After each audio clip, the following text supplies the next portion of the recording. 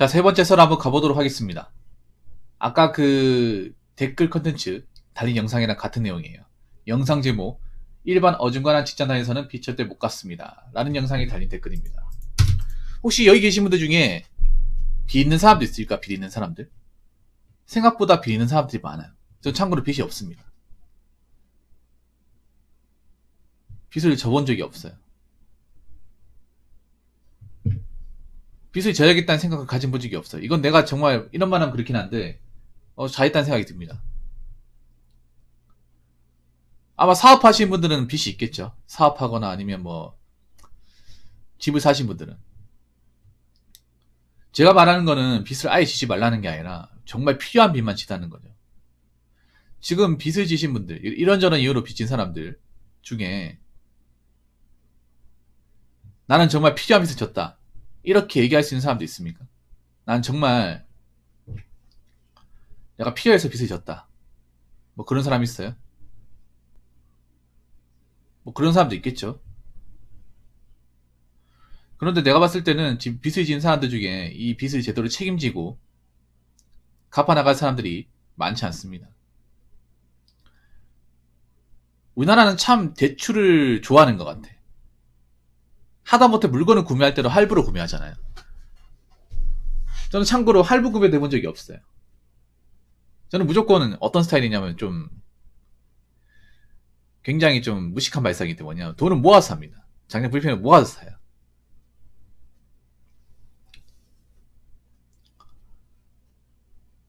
할부라는 것도 아직 겪어본 적이 없어요. 근데 우리나라 사람도 할부 좋아하잖아. 할부도 일종의 대출이야, 여러분. 한번 생각해봐. 할부도 달마다 꼬박꼬박 나가잖아요. 그거 갚아나가 내 물건이 되는 거잖아. 아무튼 우리나라 사람들은 뭐 신용카드도 좋아하고 할부도 좋아하고,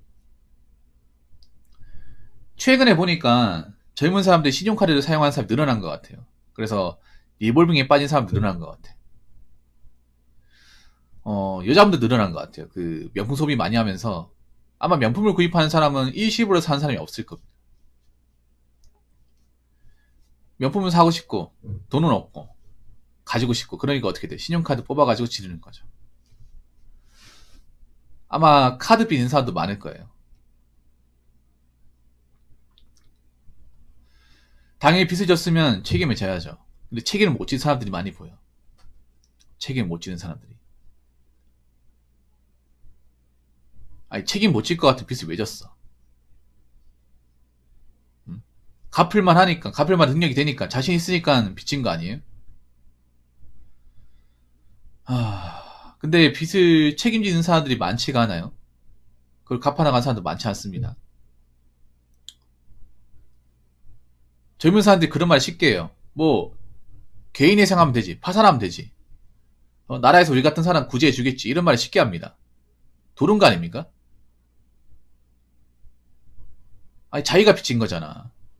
나라에 시킨 것도 아니고요. 이거는 나라 탓을 하면 안 되죠. 꼭 보면 저렇게 빚진 사람들 자기가 능력이 안 돼서 못 갚으면 나라 탓을 합니다. 나라가 이렇게 만들었다. 본인이 그렇게 만든 거예요, 본인이. 제일 찌질한 게 그런 거예요. 자기가 스스로 대출 아무렇게 해가지고 감당 못하고 삶이 힘들어지니까 대한민국 거지 같다 얘기하는 사람이 있어. 말은 똑바로 해야죠. 본인이 거지같이 하니까 지금 거지거리 된 거잖아요. 그래서 여러분 한번 생각해 봐야 돼. 빚을 과연 책임지는 사람이 얼마나 있을까? 생각보다 책임지는 사람도 많지 않고, 그 책임지지 못하기 때문에 나락으로 빠진 사람도 많아지는 거예요. 그래서 빚 같은 거 웬만하면 지지 마십시오. 정말 필요한 거 아니면 지지 마. 앞으로 레버리지는 우리 머릿속에서 사라지는 거예요. 레버리지 투자는. 그런 거 하지 마. 빚만 없어도 괜찮아요. 빚만 없어도. 오죽하면 대한민국 사회에서 빚만 없어도 성공이란 말이 나올까? 이게 쪽팔릴 말 아닙니까, 여러분? 대한민국 국민으로서 빚만 없어도 성공이야. 빚 없는 게 어떻게 성공입니까? 그냥 기본값이죠.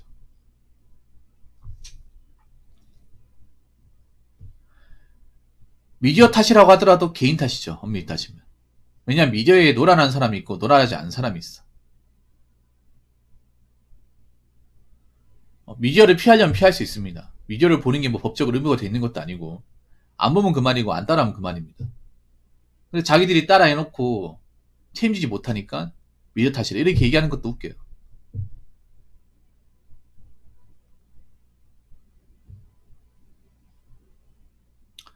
여러분 있잖아요. 이제 좀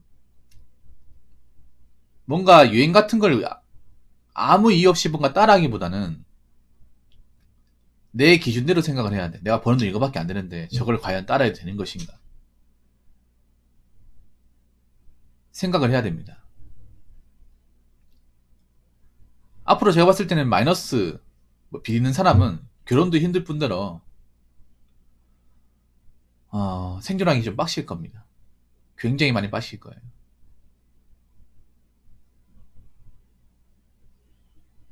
여러분 있잖아 뭐 빚 가지고 투자해가지고 재보겠다 이런 생각보다는 지금 현재를 만족하는 게 중요해요. 지금 현재 상황에 대해서 냉정하게 받아들이는 게 좋아요.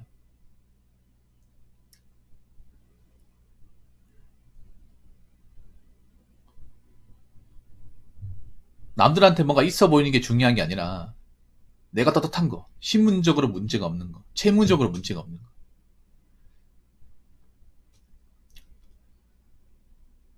이런 것들을 좀 받아들여야 됩니다. 앞으로 여러분 빚진 사람들 어떻게 사는지 보세요. 빚져가지고 못 갚는 사람들 어떻게 사는지 봐. 그게 사는 건지. 댓글 한번 읽어보도록 하겠습니다. 일용직이야말로 날마다 할 수 있는 일이 정말 다양하고 노동의 강도도 천차만별인데 한 달 만근은 거의 불가능한 일입니다. 그리고 준기공은 계좌부가 아니라 어느 정도 실력 플러스 기술이 있는 사람입니다. 방구석 핑거프린스처럼 인터넷 검색 좀 그만하고 최소한 건설안전 기초 이수증이라도 취득한 다음에 노가다입 설치 후 현장 일용직이라도 한번 해보세요. 일자리가 없는 건 아니지만 항상 매일매일 연속으로 일자리가 있는 건 절대 아닙니다. 라고 적어졌습니다. 사실 요즘에 노가다 쪽도 경기가 상당히 안 좋아요.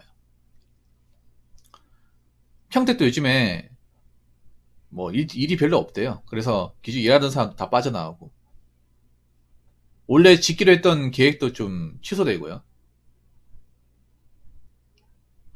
삼성도 지금 상황이 안 좋은 것 같아요.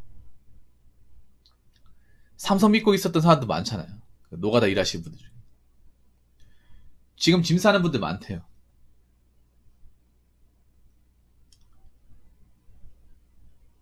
다른 건설 현장도 지금 상황이 안 좋아요. 건설 현장 같은 경우에도.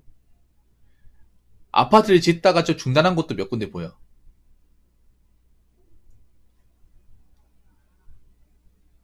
그래서 요즘에 일용직도 아마 일자리 전쟁이 굉장히 치열할 겁니다. 한 새벽 4시나 5시 되면 그 일용직 입으로 추천되는 분들이 버스 정류장에 연장 들고 가방 메고 와가지고 기다리는 사람도 있단 말이에요. 그렇게 출근해도 불러주는 곳이 없으면 집에 가야 돼요. 그래서 여러분 있잖아요. 지금 일자리도 함부로 그만두면 안 돼.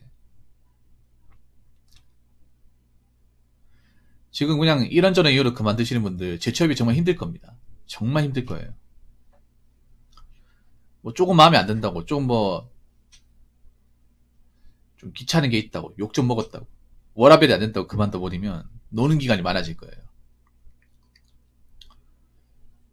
지금 젊은 사람들 중에 몇몇 사람들은 아직 그 차릿한 현실을 겪어본 적이 없어요. 그래서 뭐 이런 거 그만두더라도 나 같은 사람 받아주는 것이 있을 것이다 이렇게 생각하는데 글쎄요. 점점 받아주는 것이 없어지는데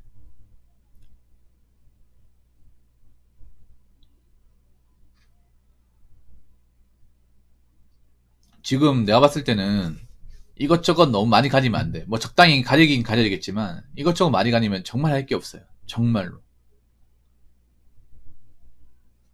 사실 여자분들 일자리뿐만 아니라 남자분들 일자리도 많이 줄었어. 예, 공장 일자리 같은 것도. 또 젊은 친구들 공장하는 거 싫어하잖아. 근데 공장을 싫어한다고 해서 마땅히 할 수 있는 게 있는 것도 아니잖아요. 뭐 기다리다 보면 좋은 일이 나오는 것도 아니고요. 그래서 현실을 좀 냉정하게 생각을 해야 됩니다. 냉정하게. 자꾸 이것저것 가리면 정말 할 게 없어요.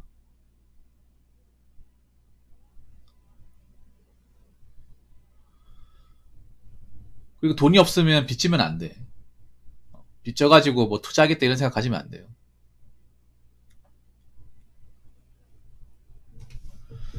그래서 뭐 기회가 될 때 이것저것 많이 해봐야 돼요. 일해보고 해야 됩니다. 사실 난 걱정이 되는 게 지금 Z세대 친구들, 20대 친구들이 뭐 남녀 여자 할 거 없이 너무 많이 가려요. 너무 많이 따지고.